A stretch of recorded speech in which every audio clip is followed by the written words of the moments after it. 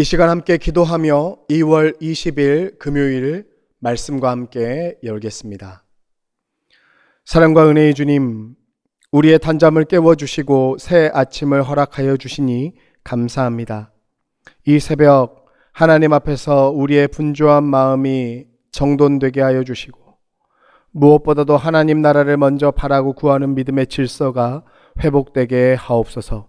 말씀의 등불로 우리의 삶을 비춰주시고 가식 없는 마음으로 진실된 기도를 올리게 하여 주시며 그렇게 오늘 하루를 주님께 온전히 의탁함으로 순종의 삶 살아가게 하옵소서.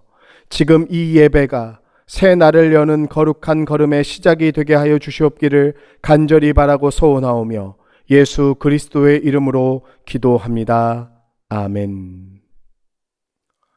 오늘 우리에게 주시는 하나님의 말씀은 마태복음 15장 21절에서 28절까지의 말씀입니다. 주님, 감사합니다.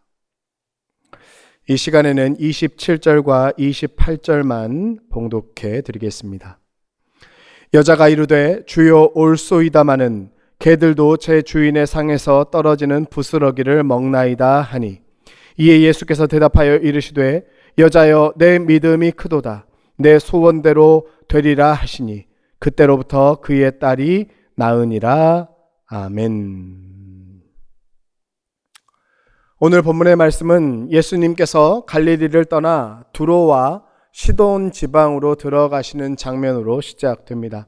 우리가 읽는 개역개정 성경은 이런 예수님의 행보를 들어가시니 라고 단순하게 번역하고 있는데요. 사실 원문에 기록된 헬라어는 아나코레센이라는 단어로 보다 긴박한 뉘앙스를 담고 있는 단어입니다. 이 단어는 위험한 곳을 피해 잠시 안전한 곳으로 피신하다는 뜻을 가지고 있어요. 이때 주님은 정결 규례를 둘러싸고 예루살렘으로부터 찾아온 바리새인과 서기관들과 격렬한 논쟁을 벌이신 직후입니다. 주님은 장로들의 전통을 근거로 외형적 정결에만 집착하며 정작 율법의 근본 정신에는 마음을 두지 않는 이 당시 유대 종교 지도자들의 위선과 외식을 고발하셨죠. 때문에 당시 이스라엘의 종교 기득권으로 큰 영향력을 행사했던 이들의 입장에서는 예수님이 상당히 불편했을 겁니다. 오늘 본문에는 그런 표현들이 나오지 않지만요.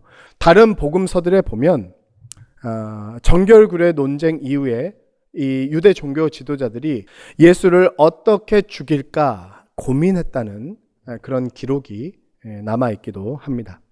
여하튼 정결 논쟁 이후 불편한 분위기 속에서 자신을 향한 위협을 감지한 주님께서는요, 안전한 곳으로 피신을 가십니다. 그런데 그 장소가 아이러니하게도 유대인들이 가장 부정하다고 여겼던 땅, 바알 신앙의 본산이자 고대 해상 무역의 중심지였던 페키니아 지역의 두로와 시돈이었다는 것입니다. 여러분 성경을 읽으실 때는요, 이 장소의 이동도 조금 눈여겨보시면 좋아요. 왜냐하면 그 자체로 우리들에게 들려주는 메시지가 적지 않습니다. 특히 오늘처럼 갈릴리에서 유대 종교 지도자들과의 정결 논쟁이 있었고 그 직후에 부정하다고 여겨졌던 이방 땅 두로와 시돈으로 주님께서 이동하셨다는 것은 신학적으로도 굉장히 중요한 메시지를 우리들에게 전해줍니다. 이런 지리적 이동은 당시 종교 지도자들을 비롯한 유대인들에게 커다란 충격이었고 동시에 위협이었습니다. 바벨론 포로기 이후 유대인들이 거룩과 정결을 유지하는 가장 주된 방법은 경계를 긋는 것이었거든요. 분리하는 것이었습니다. 안과 밖을 나누고 유대인과 이방인을 구분하고 거룩한 것과 속된 것을 분리시키는. 그런데 누가 봐도 이 메시아적 권능을 가지고 있는 예수가 자꾸 그 경계를 넘어가니까, 그래서 당시 종교 지도자들이요, 예수님을 싫어했던 거예요.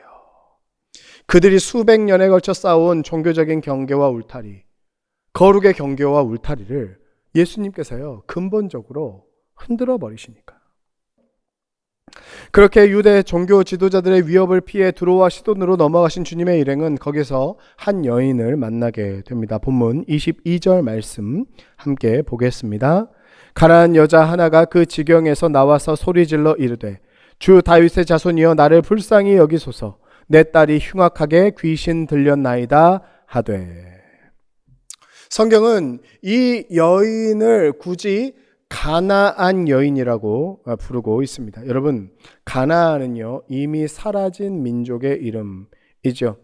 하지만 그럼에도 불구하고 마태복음의 기자가 굳이 이 단어를 선택해서 사용한 것은 이 여인이 역사적으로 이스라엘을 척대했던 민족의 후손이고 언약 밖에 있는 부정한 존재이며 때문에 구원에서 철저히 배제된 사람임을 강조하기 위한 것입니다.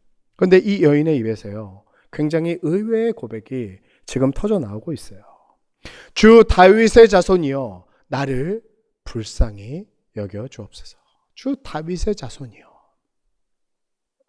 다윗의 자손은 유대인들이 오랜 시간 기다려왔던 메시아를 부르는 호칭입니다. 그들은 다윗의 집안에서 그 옛날 다윗과 솔로몬 왕 같은 강력한 정치적인 지도자가 태어날 것이라고 생각했고 그 이가 이스라엘에 나타나면 모든 이방 나라의 압자에서 이스라엘이 해방될 것이라는 구원의 청사진을 꿈꿨습니다.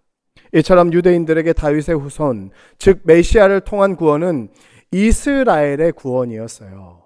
다시 말해 만민들을 위한 구원은 아니었습니다. 그런데 지금 가나안 여인이 다윗의 자손이여 나를 불쌍히 여겨주소라고 외치는 겁니다. 유대인들 입장에서 이 여인의 부르짖음은요 전혀 그녀에게 해당 사항이 없는, 그녀와 전혀 상관없는 구원에 대한 부르짖음이었습니다. 그래서일까 예수님은요, 예수님도 유대인이시잖아요. 그러니까 예수님께서요 이 여인의 부르짖음에 전혀 반응하지 않으세요. 되게 의외의 모습이죠. 다른 때 같았으면 예수님께서 먼저 그녀의 아픔과 고민을 알고 찾아가 고쳐주셨을 것 같은데 여인이 이처럼 소리질러 외침에도 불구하고 우리 주님은 아무런 반응을 보이지 않으셨습니다. 그럼에도 불구하고 여인이 소리 지르는 것을 쉬지 않았어요. 참다 못한 제자들이 주님을 찾아와 저 여인이 너무 시끄럽다고, 저 여인을 이제 그만 보내야 할 것 같다고 주님께 간구합니다. 이에 우리 주님 이렇게 말씀하시죠. 본문 24절에서 26절까지의 말씀 함께 보겠습니다. 예수께서 대답하여 이르시되 나는 이스라엘 집에 잃어버린 양 외에는 다른 데로 보내심을 받지 아니하였노라 하시니 여자가 와서 예수께 절하며 이르되 주여 저를 도우소서. 대답하여 이르시되 자녀의 떡을 취하여 개들에게 던짐이 마땅하지 아니하니라. 여러분, 가나안 여인을 대하는 주님의 모습이 너무 낯설게 느껴지지는 않으시나요? 너무나 냉정하게 보이지는 않으십니까? 우리 주님은 원래 되게 따뜻하고 좋은 분이신데 그래서 이방인들의 병도 고쳐주시고 거라사에서는 귀신 들린 그 이방 사람들의 그 귀신을 쫓아내주기도 하셨는데 지금 이 두로와 시돈 지역에서 만난 가나안 여인을 향해서는 이스라엘의 집에 잃어버린 양 외에는 다른 데로 보내심을 받은 적이 없다고 말씀하시며 전혀 은혜를 베풀어 주지 않으십니다. 심지어 계속 주님의 자비를 구하는 이 여인을 향해 자녀들의 떡을 취해 개들에게 던짐이 마땅하지 않다는 꽤나 심한 말을 하시기도 했습니다.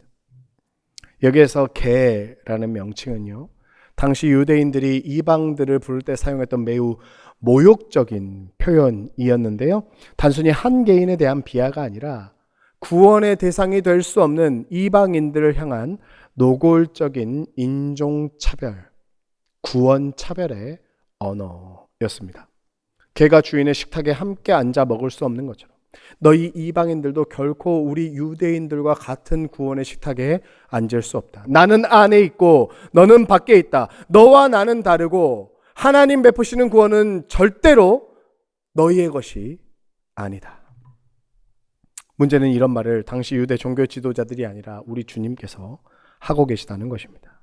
하지만 그럼에도 불구하고 가나안 여인은 이런 모욕적인 종교적 선긋기에 굴복하지 않습니다. 본문 27절 말씀 함께 보겠습니다. 여자가 이르되 주여 올소이다마는 개들도 제 주인의 상에서 떨어지는 부스러기를 먹나이다 하니.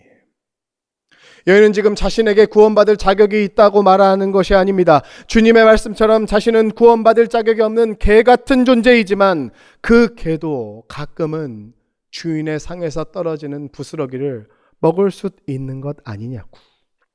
제발 주인이 먹다 떨어뜨린 부스러기의 은혜라도 자신에게 그리고 자신의 딸에게 베풀어 주시기를 간구합니다. 이처럼 부스러기의 은혜를 간구하는 처절한 여인의 부르짖음에 드디어 우리 주님 응답해 주시지요. 본문 28절 말씀 함께 보겠습니다. 이에 예수께서 대답하여 이르시되 여자여 내 믿음이 크도다. 내 소원대로 되리라 하시니 그때로부터 그의 딸이 나으니라. 아멘. 여자여 내 믿음이 크도다. 주님은 놀랍게도 가나안 여인의 믿음이 크다고 칭찬해 주십니다. 풍랑 앞에서 두려워하는 제자들에게는 믿음이 작은 자라고 책망하셨고, 외향적인 정결에 몰두하는 종교 지도자들에게는 외식하는 자들이라고 책망하셨는데, 그 뒤에 이방 신앙의 중심지인 두로와 시돈에서 만난 가나안 여인에게는 믿음이 크도다 칭찬을 하신 거예요. 제자들과 유대 종교 지도자들은 메시아를 통한 구원의 식탁이 자신들의 전유물이라고 생각했습니다. 하지만 주님은 혈통이 아니라 종교적 열심이 아니라 주님 앞에 가난한 마음으로 엎드리는 믿음이 구원을 이룬다는 사실을 지금 가나안 여인의 간구를 통하여 보여주고 계십니다. 예수 그리스도 이후 하나님 나라의 구원 역사는 혈통의 울타리나 토라의 성벽, 율법의 성벽 안에 갇혀있지 않습니다. 하나님께서 주님을 통해 이루시는 새로운 구원의 질서는 거룩한 것과 속된 것을 나누는 선긋기가 아니라 예수 그리스도를 믿는 믿음의 질서로 전혀 새롭게 재편되었습니다. 사랑하는 성도 여러분, 오늘 우리가 내는 종교적 열심이 결코 우리의 구원을 담보해 주지는 않습니다. 수십 년 신앙 생활을 해온 경력이, 오랜 시간 지켜온 새벽 예배의 자리가 신앙의 성숙과 구원의 완성을 대변하지 않습니다. 우리 안에 가나안 여인과 같은 가난한 마음이 없다면, 주님이 아니면 안 된다는 절박한 기다림이 없다면, 어쩌면 우리도 주인의 식탁을 잃어버린 유대 종교 지도자들 같이 종교적 외향에만 매달려 있을 수도 있습니다. 여러분, 참된 믿음은 내가 생각하는 신앙의 울타리를 견고하게 지켜내는 것이 아니라 내 생각을 다 내려놓고 내 기준을 다 내려놓고 그저 주님의 발 앞에 겸손히 엎드리는 것입니다. 내 공로가 아니라, 내 자격이 아니라 오직 주님 긍휼히 여겨주심에 기대어 부스러기의 은혜를 바라보는 것. 여러분, 그것이 우리 그리스도인들의 유일한 구원의 길인 것을 믿으시기를 바랍니다. 바라기는 내 공로가 아닌 주님의 은혜에 잇대어 살아가는 우리 되기를 축복합니다. 그렇게 주님 칭찬하시는 큰 믿음의 사람으로 경계를 넘어 모든 이들에게 예수 그리스도 은혜의 복음을 삶으로 증언하는 우리 과천교회 모든 교우님들 되시기를 주님의 이름으로 축복합니다. 아멘. 기도하겠습니다. 사랑과 은혜의 주님, 말씀을 통해 우리가 높게 세운 종교적 울타리를 허물게 하여 주옵소서. 유대인들은 전통이라는 담장을 높이 쌓고 하나님의 구원을 가두려 했지만 주님께서는 그 경계를 뛰어넘어 구원을 바라는 모든 이들에게 찾아가 은혜와 긍휼을 베풀어 주셨음을 깨닫습니다. 우리의 종교적 경력과 열심이 또 다른 울타리가 되지 않도록 하여 주시고, 오직 주님 긍휼히 여기심이 아니면 살 수 없다는 가나안 여인의 절박한 믿음이 우리 안에도 회복되게 하여 주옵소서. 주 다윗의 자손 예수시여, 우리를 불쌍히 여겨 주시옵고 힘겨운 문제와 씨름할 때 지치지 아니하는 힘과 용기와 지혜와 능력을 더하여 주옵소서. 복을 빕니다. 이제는 우리 구주 예수 그리스도의 은혜와 하나님 아버지의 다함없는 사랑과 성령님의 감화 감동 위로 교통하심의 역사가 이 시간 하나님의 말씀 앞에서 겸손하게 머리 숙여 이 말씀에 순종하는 삶 살아가기로 다짐하고 결단하는 모든 주님의 백성들 머리 위에 이제로부터 영원까지 함께하여 주시옵기를 간절히 축원하옵나이다. 아멘.